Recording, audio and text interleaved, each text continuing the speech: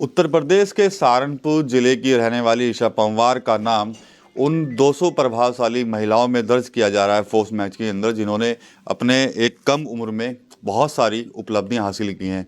NASA के project को cost cutting करना हो या फिर अन्य फील्ड में काम करना हो, उसको लेकर इनका जो नाम है वो उन 200 प्रभावशाली महिलाओं के सूची में आया है, जो देश के कहीं ना कहीं नाम रोशन कर रहे हैं। खुद ईशा पंवार हमारे साथ बातचीत करने के लिए, उनसे बात कर लेते हैं। आपका नाम 200 प्रभावशाली महिलाओं के लिस्ट में आया है, तो क्या कहेंगे आप? जी, मुझे बहुत ही गर्व की बात है पूरे हिंदुस्तान, ना केवल महिलाओं के लिए बट हर एक नागरिक के लिए बहुत गर्व की बात है, क्योंकि हम इंडियंस को जो है वो इतनी फैसिलिटीज़ इंडिया में नहीं मिल पाती थी पहले। चाहे वो पढ़ाई के तौर पे ले लो, इतना इंटरनेशनल एक्सपोज़र मिल नहीं पाता था।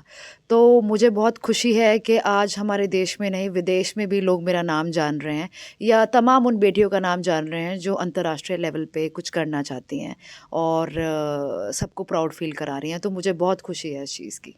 अच्छा, वो कौन से प्रोजेक्ट थे जिनकी आपने नासा में कॉस्ट कटिंग करी है, या इसके अलावा जो आपको कहीं गोल्ड मेडल भी मिले हैं? जी, मैंने एक्चुअली प्रोजेक्ट मून पे भी काम किया है, प्रोजेक्ट मार्स पे भी काम किया है। जो मुझे उनका जो अवार्ड दिया गया था, वो कॉस्ट कटिंग पे दिया गया था। तो वो उनका बिलियंस का बजट था, तो मैंने कुछ 20 बिलियन जो है कॉस्ट कटिंग में उनका सेव कराया था। तो इस करके उन्होंने खुश होके, मतलब मुझे क्योंकि उनकी हिस्ट्री में ऐसा कभी नहीं हुआ था कि इतनी कॉस्ट कटिंग की थी, और वही सब कुछ प्रोवाइड किया था जो एक नॉर्मल अगर उसी मतलब कॉस्टिंग में मैंने बहुत कुछ प्रोवाइड करा दिया था कम कम अमाउंट में। तो ये एक कॉस्ट कटिंग होती है, और वो बजट को लेके वो काफ़ी खुश हुए, तो मुझे भी बहुत अच्छा लगा मिलके। इंडिया के अंदर भी आप कहीं प्रोजेक्ट पे काम कर रही हैं, उनके बारे में थोड़ा बताइए। हाँ जी, एक्चुअली इंडिया में मैंने अनऑफ़िशियली ऑफ़लाइन बहुत सारे डोनेशंस भी की हैं। हम लोगों ने गरीबों के लिए काफ़ी खाना भी प्रोवाइड कराया है, जैसे अब सर्दियाँ चल रही हैं, तो ब्लैंकेट्स ये तो छोटे-मोटे तो मैं करती ही रहती थी।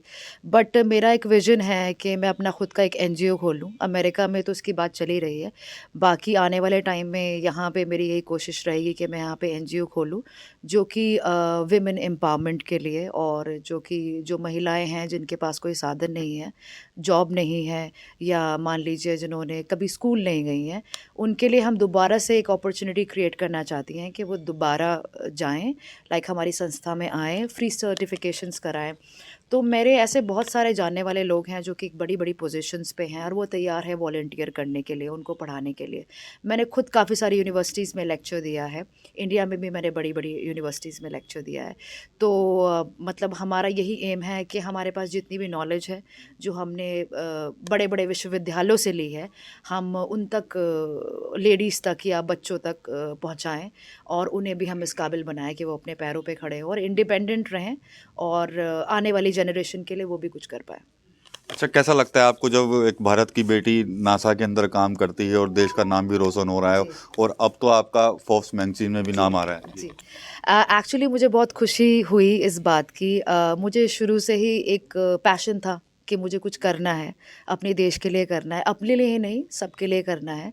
तो नासा में जब मेरा सिलेक्शन हुआ, उसके बाद मैं वहाँ गई तो मैंने देखा बहुत ही कम इंडियंस थे, इतने नहीं थे। तो उनमें अपनी जगह बनाना, और अमेरिका की मुझे एक बात बहुत अच्छी लगी कि वहाँ पे मुझे बहुत प्यार दिया गया। वहाँ पे मुझे आगे बढ़ाया गया मेरे टैलेंट के बेसिस पे। कोई वहाँ पे डिस्क्रिमिनेशन या कुछ रेसिज़्म कुछ नहीं हुआ। तो मुझे इस चीज़ की बहुत खुशी थी कि उन्होंने मेरा टैलेंट जाना और उसको सराहा, और मुझे आगे इस मुकाम पे पहुँचाया कि मैं नासा के बाद आज आईआरएस ऑफ़िसर हूँ।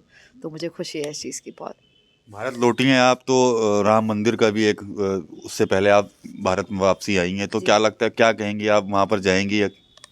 जी, बिल्कुल, ये तो हमारे लिए एक दिवाली ही है। मैं कहती हूँ ये दोबारा से एक दिवाली है, और हम तो बहुत खुशकिस्मत हैं कि हमारी लाइफ़ टाइम में राम मंदिर बन रहा है, तो इससे बड़ी तो बात कुछ हो ही नहीं सकती।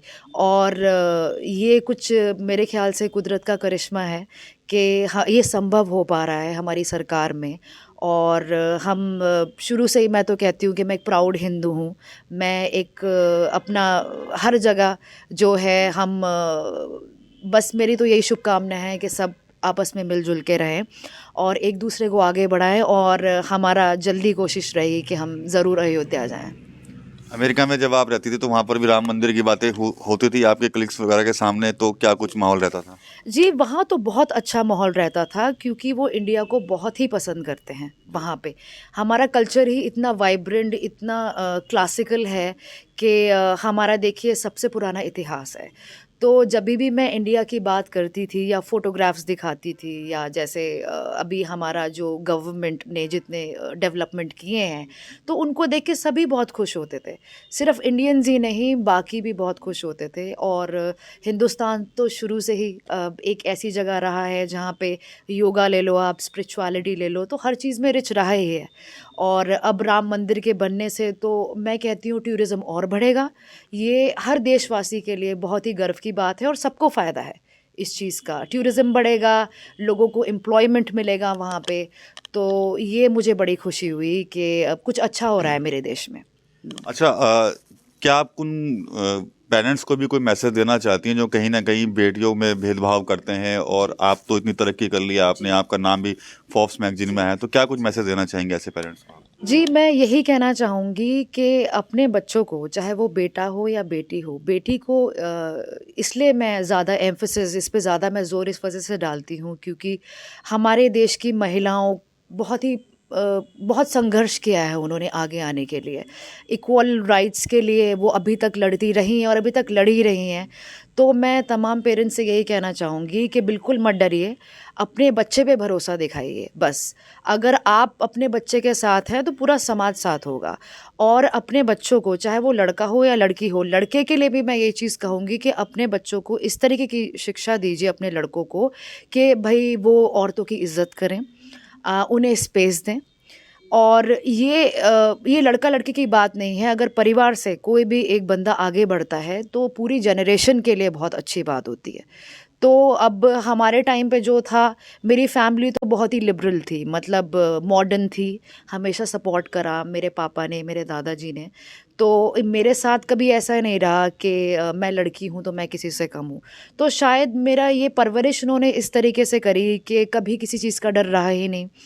और जब डर नहीं रहता तो आप बहुत ही ऊँचे मुकाम पे पहुँचने की कोशिश करते हो निडरता के साथ। तो फैमिली का सपोर्ट होता है तो बच्चा कुछ से कुछ कर जाता है। तो मेरी तो यही सब फैमिली से रिक्वेस्ट है कि जब मैं कर सकती हूँ तो देश की हर बेटी कर सकती है। तो ऐसा नहीं है कि मुझे मुश्किल नहीं आई, मुझे भी बहुत सारी कठिनाइयाँ आई अपनी ज़िंदगी में।